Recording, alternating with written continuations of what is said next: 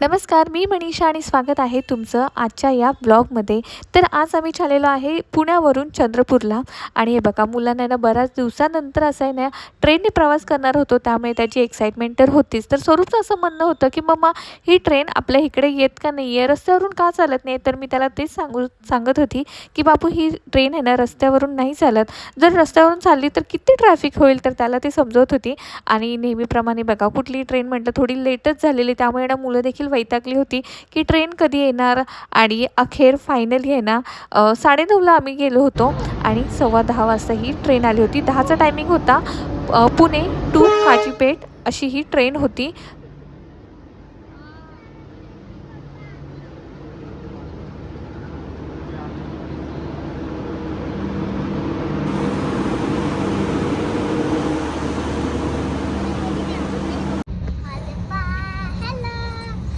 ट्रेनमध्ये बसलो, पण आहे ना तात्काळ तिकीट काढल्यामुळे ना ज्या सीट आम्हाला पाहिजे होत्या त्या भेटल्या नाही आहे, तर मिडल आणि वरची भेटलेली. त्यामुळे मुलांच्या सेफ्टीसाठी मी जेवढे आहे ना बॅगेमध्ये दुपट्टा आणि टॉवेल अवेलेबल होते तेवढे मी सगळे ना त्यांच्या सेफ्टीसाठी अशा प्रकारे बांधले, जेणेकरून ते खाली पडू नयेत.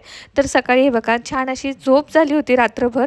मुलं झोपली होती पण मला काही झोप येईना, कारण का ना सारखे पडतील का काही. श्रीषा पप्पांजवळ झोपली होती, पण स्वरूपला मात्र एकट्यालाच झोपायचं होतं, असं त्यांनी हट्ट धरला होता. झोप झाली. त्यानंतर झोपेतून उठल्यावरती छान ब्रश करून घेतलं त्यांना. आणि आता त्यांना माहिती आहे, कारण का भरपूर सारा मम्माने खाऊ आणलेला आहे, पण म्हटलं आधी फ्रूट वगैरे खावा, पण त्यांना फ्रूट खायचा नव्हता, त्यांना आधी मखाना खायचा होता. तर मखाना दिला. आणि इथे आहे ना शिशाचं अशी गंमत झालेली आहे ना, तिथे एक आजोबा होते आणि ते आजोबांना बघून ती घाबरत होती, म्हणून बघा अशी आहे ना रुसून थोडीशी रडत रडत बसलेली की मम्मा मला भीती वाटते म्हणून. आणि ते आजोबा एवढे लाड करत होते की बाळा ये म्हणून तू, आणि ती काही जात नव्हती. आणि शेवटी आहे ना ते आजोबा खाली उतरणार जाताना त्यांनी आहे ना तिला बाय करत होते, तरी देखील तिचं थोडंसं रडणं चालू होतं. आता आहे ना रात्री 10:15ला पुण्यावरून ट्रेन निघाली होती आणि हे बघा 7:30 ते 8च्या सुमारास आम्ही शेगावला पोचलो होतो. आणि शेगावला गेल्यावरती एवढं छान वाटलं ना. ते बघा सगळ्यात आधी गेल्या गेल्या ना तिकडे कचोरी आलेली आणि इथे बाजूचे जे काका होते ना ते काका उतरले आणि तिथे त्यांनी दर्शन आहे ना घेतलं. म्हणजे आहे ना मंदिर फार लांब होतं थोडंसं, पण त्यांनी तिकडे दर्शन घेतलं. मुलांची मस्ती चालू होती, त्याचबरोबर एवढा सारा खाऊ आणलेला आहे, कधी फ्रूट कधी ॲपल. खरंच हा प्रवास आहे ना पहिल्यांदाच आम्ही एवढा लांबचा प्रवास करतोय मुलांबरोबर. थोडंसं टेन्शन तर होतंच की मुलं राहतील का नाही, पण आहे ना जसं शेगाव आणि अकोला हे स्टेशन गेलं ना त्यानंतर ट्रेन पूर्णपणे अशी खाली झाली होती. आणि मी बराच खाऊ आणला होता आणि मेन म्हणजे आहे ना लंच वगैरे मी घेऊन आली होती. मेथीचे पराठे, टॅमॅटो केचप, शेजवान चटणी, ह्याच्यामुळे आहे ना अगदी म्हणजे पोटभर जेवण देखील झालं. आणि अजिबात असं वाटलं नाही आहे, कारण की आहे ना त्या रूटला चंद्रपूरला वगैरे त्या रूटला आहे ना जसं आपण सोलापूरला वगैरे पुणे टू सोलापूर ट्रॅव्हलिंग करतो त्यावेळी बरेच असे पदार्थ येतात, जसे की वडापाव वगैरे, पण ह्या वेळेस आले नव्हते. त्यामुळे म्हणून आहे ना घरूनच आम्ही खूप सारा टिफिन आणला होता. तर हे बघा मस्तपैकी इथे शेजवान चटणी आणि मेथीचे पराठे आणि टॅमॅटो केचप एवढे भारी लागत होते ना, असं वाटलंच नाही आहे की हे पराठे आपण आदल्या दिवशी बनवले होते. कारण काय ना बनवतानाच त्याच्यामध्ये मी थोडंसं तुपाचं मोहन आणि दही टाकलं होतं, त्यामुळे अगदी मऊसूत होते. छान मुलांनी एन्जॉय केले आणि मी देखील आम्ही छान असा ब्रेकफास्ट केला. आता ब्रेकफास्ट झाल्यानंतर आहे ना स्वरूपला इकडे स्टडी करायचा होता, त्याने ना सगळे स्टडीचे बुक सगळं घेऊन आला होता. म्हटलं ठीक आहे, छान असं त्याचाही वेळ जात होता, छान स्टडी करत होता. एवढा मोठा प्रवास होता ना की संपत नव्हता असं आज वाटत होता, कारण का झोप झाली होती, ब्रेकफास्ट झाला होता, लंच झालं होतं, तरी देखील आम्ही ट्रॅव्हलिंगच करत होतो. तर इकडे स्वरूपचा स्टडी चालू होता. स्टडी झाल्यानंतर आहे ना आमचे एक पाहुणे देखील आले होते. आम्ही सेम ट्रेनमध्ये आलो होतो, पण झालं असं होतं की अचानक आमचं ठरलं होतं आणि त्यांनीही देखील, त्यामुळे आम्हाला एकाच डब्यामध्ये तिकीट भेटलं नाही आहे. तर मी त्यांनाच भेटायला चालली होती. आधी भेटून आले होते, ते बोलले फार लांब नाही, 1-10 मिनटामध्ये आपण जाऊ शकतो. तर त्यांना भेटून आली आणि मुलं इथे ना छान अशी खेळत होते. आता असं बर बर खेळ.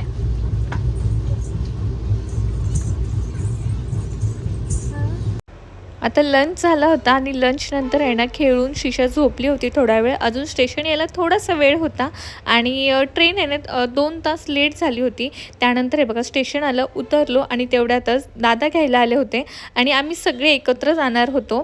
तर घरी गेल्यानंतर आहे ना सर्वात आधी फ्रेश झालो, कारण का लांबचा प्रवास होता, त्यामुळे फ्रेश झालो. मुलांना छान आंघोळ वगैरे घातली आणि त्यानंतर इथे जेवण करायला घेतलं होतं. आणि स्वरूपचं असं म्हणणं होतं मम्मा इकडे काय तिकडे काय, म्हणून त्याचं वर खाली असं फिरणं चालू चालू होतं. आणि त्यानंतर आहे ना जेवण वगैरे झाल्यानंतर इकडे संध्याकाळी गार्डनमध्ये गेलो होतो.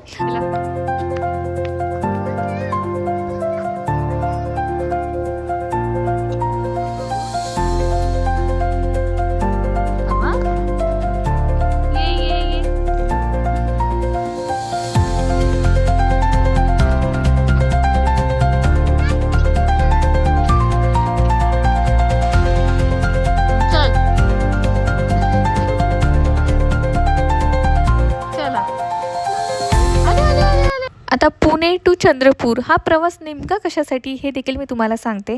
तर चंद्रपूरला स्वरूपच्या अंकल आंटी म्हणजेच माझे छोटे दीर राहतात, तर तिकडे गेलेलो. आणि त्याचं कारण देखील खूप स्पेशल आहे, कारण का लवकरच सने बेबीचा बड्डे आहे आणि त्या बड्डेसाठीच आम्ही सेलिब्रेशनसाठी आलो होतो. तर हे बघा इथे आहे ना प्री बड्डेचं फोटोशूट व्हिडिओ शूट वगैरे चालू होता गार्डनमध्ये. आणि त्याच गार्डनमध्ये आम्ही मुलांना देखील खेळायला नेलं होतं, म्हणजे मुलं देखील छान एन्जॉय करत होते. तर इकडे एक पेरूचं झाड होतं आणि स्वरूपला बघा तिकडे चढायचं होतं. आता तिथे आहे ना गार्डनमध्ये गेल्यावरती बऱ्याच त्याच्या ओळखी झाल्या होत्या आणि छान मुलांबरोबर फ्रेंड.